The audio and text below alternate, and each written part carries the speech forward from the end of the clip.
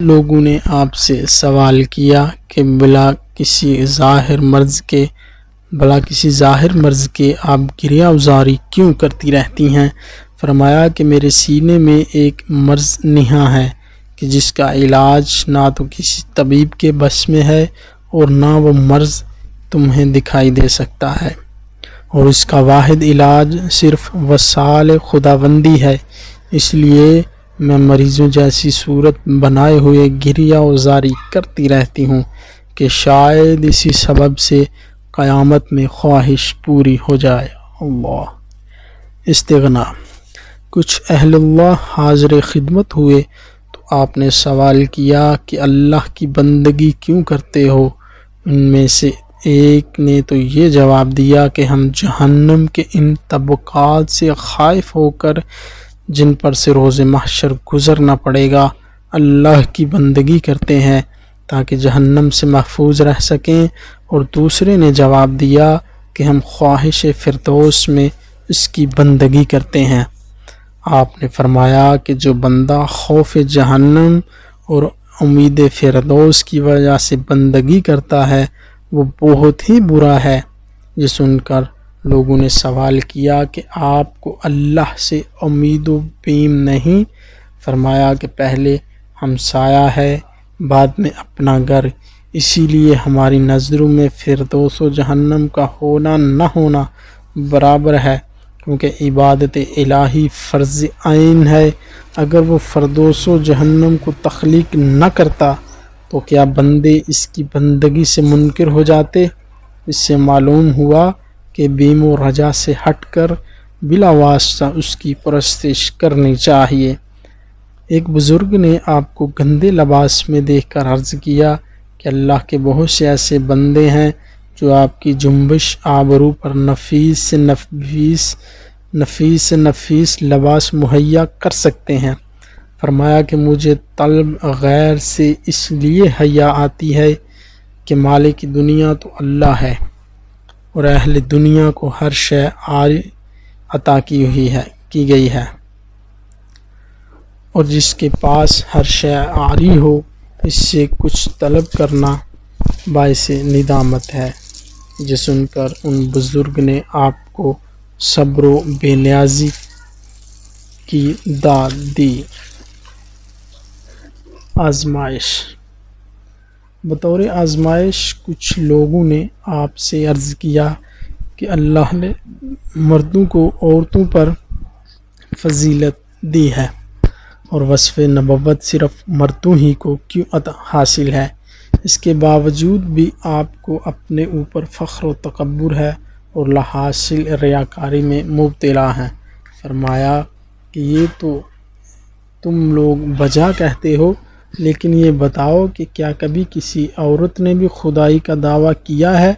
اور کیا کوئی عورت بھی ہجڑا ہوئی ہے جبکہ سینکڑوں مرد مخنث پھرتے ہیں؟ ایک مرتبہ علیل ہو گئیں اور وجہ مرض دریافت کرنے پر فرمایا کہ جب میرا قلب جنت کی جانب متوجہ ہوا تو باری تعالیٰ نے اظہار ناراضگی فرمایا اور اسی کا غصہ میرے مرض کا باعث ہے۔ حضرت حسن بیان کرتے ہیں کہ جب میں آپ کی مزاج پرسی کے لیے حاضر ہوا تو بصرے کا ایک رئیس آپ کے آستانے پر روپوں کی تھیلی رکھے ہوئے مصروف گریہ تھا اور یہ کہتا جا رہا تھا کہ میں یہ رقم رابعہ کی خدمت میں بطور نذرانہ پیش کرنا چاہتا ہوں، لیکن مجھے یقین ہے کہ وہ کبھی اس کو قبول نہیں فرمائیں گی، لہٰذا اگر آپ سفارش کر دیں تو شاید قبولیت حاصل ہو جائے۔ چنانچہ حسن بصری نے اندر پہنچ کر اس کی استدعا پیش کر دی، لیکن رابعہ نے فرمایا کہ میں جب سے خدا شناس ہو گئی ہوں اس وقت سے مخلوق سے کچھ لینا اور میل ملاپ کرنا ترک کر دیا ہے۔ پھر آپ خود ہی سوچیں کہ جس رقم کے متعلق یہ بھی علم نہیں کہ وہ جائز ہے یا ناجائز، اس کو میں کیسے قبول کر سکتی ہوں؟ اللہ۔ حضرت عبد الواحد عامری بیان کرتے تھے کہ ایک مرتبہ میں اور حضرت سفیان رحمۃ اللہ علیہ رابعہ بصری رحمۃ اللہ علیہا کی مزاج پرسی کے لیے حاضر ہوئے تو کچھ ایسے مرعوب ہوئے کہ لب کشائی کی ہمت ہی نہ ہو سکی، حتیٰ کہ رابعہ نے خود ہی فرمایا کہ کچھ گفتگو کیجیے، تو ہم دونوں نے عرض کیا کہ اللہ تعالیٰ آپ کا مرض دور فرما دے۔ رابعہ نے فرمایا کہ اللہ تعالیٰ آپ کا مرض دور فرما دے،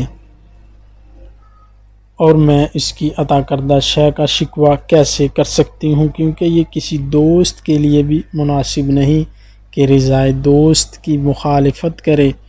پھر حضرت سفیان نے پوچھا کہ کیا آپ کو کسی شے کی خواہش ہے؟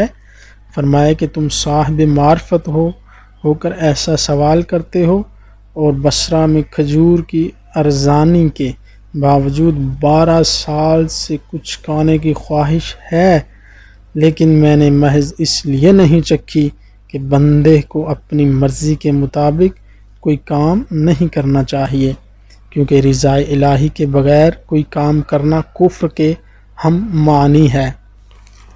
پھر حضرت سفیان نے اپنے لیے دعا کی درخواست کی تو فرمایا کہ اگر تمہارے اندر حب دنیا نہ ہوتی تو تم نیکی کا مجسمہ ہوتے۔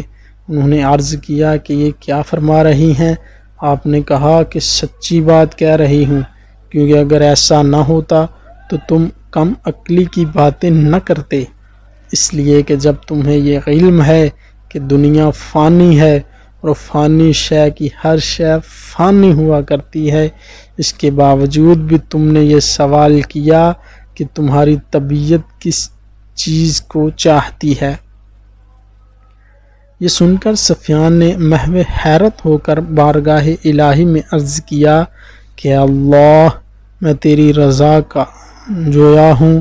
رابعہ نے فرمایا کہ تمہیں رضا الہی کی جستجو کرتے ہوئے ندامت نہیں ہوتی جبکہ تم خود اس کی رضا کے طالب نہیں ہو۔ کارساز ماں بفکر کار ماں۔ حضرت مالک بن دینار کہا کرتے تھے کہ میں ایک مرتبہ بغرض ملاقات رابعہ کے یہاں پہنچا تو دیکھا کہ ایک ٹوٹا ہوا مٹی کا لوٹا ہے جس سے آپ وضو کرتی ہیں اور پانی پیتی ہیں، اور ایک بوسیدہ چٹائی ہے جس پر اینٹ کا تکیہ بنا کر استراحت فرماتی ہیں۔ اللہ، میں نے عرض کیا کہ میرے بہت سے احباب مالدار ہیں، اگر اجازت ہو تو ان سے آپ کے لیے کچھ طلب کر لوں۔ آپ نے سوال کیا کہ کیا مجھے اور تمہیں دولت مندوں کو رزق عطا کرنے والی ایک ہی ذات نہیں ہے؟ تو پھر کیا درویشوں کو ان کی غربت کی وجہ سے اس ذات نے فراموش کر دیا ہے اور عمراء کو رزق دینا یا یاد رہ گیا ہے؟ میں نے عرض کیا کہ ایسا تو نہیں ہے۔ فرمایا کہ جب وہ ذات ہر فرد کی ضروریات سے واقف ہے تو پھر ہمیں یاد دہانی کی کیا ضرورت، اور ہمیں اسی کی خوشی ہونی چاہیے۔ صدق کی تعریف۔ حضرت حسن بصری، مالک بن دینار اور شفیق بلخی ایک مرتبہ حضرت رابعہ کے مکان پر صدق و صفا کے موضوع پر تبادلہ خیال کر رہے تھے تو حسن بصری نے فرمایا، جو غلام اپنے آقا کی ضرب کو ناقابل برداشت تصور کرے وہ اپنے دعوی صدق میں کاذب ہے۔ یہ سن کر رابعہ بصری نے کہا کہ یہ قول خود پسندی کا آئینہ دار ہے۔ پھر شفیق بلخی نے فرمایا کہ جو غلام اپنے آقا کی ضرب پر شکر ادا نہ کرے وہ اپنے دعوی صدق میں جھوٹا ہے۔ اس پر رابعہ بصری نے فرمایا کہ صادق ہونے کی تعریف کچھ اس سے اور بلند ہونی چاہیے۔ پھر مالک بن دینار نے صدق کی تعریف میں فرمایا کہ جو غلام اپنے آقا کی ضرب میں لذت محسوس نہ کرے اس کا دعوی صدق باطل ہے۔ لیکن رابعہ بصری نے دوبارہ یہی فرمایا کہ اس سے بھی افضل و اعلیٰ کوئی اور تعریف ہونی چاہیے۔ یہ کہہ کر پھر آپ نے صدق کی یہ تعریف بیان کی کہ جو مالک کے دیدار پر اپنے زخموں کی اذیت فراموش نہ کر سکے وہ اپنے دعوی صدق میں جھوٹا ہے۔ مصنف رحمۃ اللہ علیہ تعالیٰ علیہ فرماتے ہیں کہ دیدار خداوندی میں شدت تکلیف کو فراموش کر دینا کوئی تعجب کی بات نہیں، جبکہ حسن یوسف کو دیکھ کر مصر کی عورتوں نے اپنی انگلیاں تراش ڈالیں اور تمنائی دیدار میں تکلیف کا قطعاً احساس نہ ہوا۔ محبت کی علامت۔ مشاخین بصرہ میں سے ایک شیخ آپ کے یہاں جا کر سرہانے بیٹھتے ہوئے دنیا کی شکایت کرنے لگے تو رابعہ نے فرمایا کہ غالباً آپ کو دنیا سے بہت لگاؤ ہے، کیونکہ جو شخص جس سے بہت زیادہ محبت کرتا ہے اس کا ذکر بھی بہت زیادہ کرتا ہے، کیونکہ اگر آپ کو دنیا سے لگاؤ نہ ہوتا تو آپ کبھی اس کا ذکر نہ چھیڑتے۔ توکل۔ حضرت حسن بصری شام کو ایسے وقت رابعہ کے یہاں پہنچے جب کہ وہ چولہے پر سالن تیار کر رہی تھیں، لیکن آپ کی گفتگو سن کر فرمانے لگیں کہ یہ باتیں سالن پکانے سے کہیں بہتر ہیں، اور نماز مغرب کے بعد جب ہانڈی کو کھول کر دیکھا تو سالن خود بخود تیار ہو چکا تھا۔ چنانچہ آپ نے اور حسن بصری رحمۃ اللہ علیہ نے ساتھ مل کر گوشت کھایا، اور حسن بصری فرماتے ہیں کہ ایسا لذیذ گوشت میں نے زندگی بھر نہیں کھایا۔ اللہ۔ مقصد بندگی۔ حضرت سفیان اکثر یہ فرمایا کرتے کہ ایک شب کو میں رابعہ کے یہاں پہنچا تو وہ پوری شب مشغول عبادت رہیں اور میں بھی ایک گوشہ میں نماز پڑھتا رہا۔ پھر صبح کے وقت رابعہ نے فرمایا کہ عبادت کی توفیق عطا کیے جانے پر ہم کسی طرح معبود حقیقی کا شکر ادا نہیں کر سکتے، اور میں بطور شکرانہ کل کا روزہ رکھوں گی۔ اور اکثر آپ یہ دعا کیا کرتی کہ یا اللہ، اگر روز محشر تو نے مجھے نار جہنم میں ڈالا تو میں تیرا ایسا راز افشاں کر دوں گی جس کو سن کر جہنم مجھ سے 1000 سال کی مسافت پر بھاگ جائے گی۔ اور کبھی یہ دعا کرتی کہ دنیا میں میرے لیے جو حصہ متعین کیا گیا ہے وہ اپنے معاندین کو دے دے، اور جو حصہ عقبہ میں محسوس ہے وہ اپنے دوستوں میں تقسیم فرما دے، کیونکہ میرے لیے تو صرف تیرا وجود ہی بہت کافی ہے۔ اور اگر میں جہنم کے ڈر سے عبادت کرتی ہوں تو مجھے جہنم میں جھونک دے، اور اگر خواہش فردوس وجہ عبادت ہو تو فردوس میرے لیے حرام فرما دے، اور اگر میری پرستش صرف تمنا دیدار کے لیے ہو تو پھر اپنے جمال عالم فروز سے مشرف فرما دے، لیکن اگر تو نے مجھے جہنم میں ڈال دیا تو میں یہ شکوہ کرنے میں حق بجانب ہوں گی کہ دوستوں کے ہمراہ دوستوں ہی جیسا برتاؤ ہونا چاہیے۔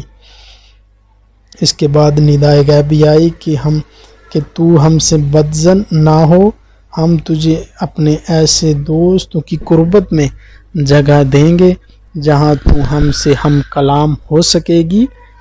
پھر آپ نے اللہ تعالیٰ سے عرض کیا کہ میرا کام تو بس تجھے یاد کرنا اور آخرت میں تمنا دیدار کرتے جانا ہے، ویسے مالک ہونے کی حیثیت سے تو مختار کل ہے۔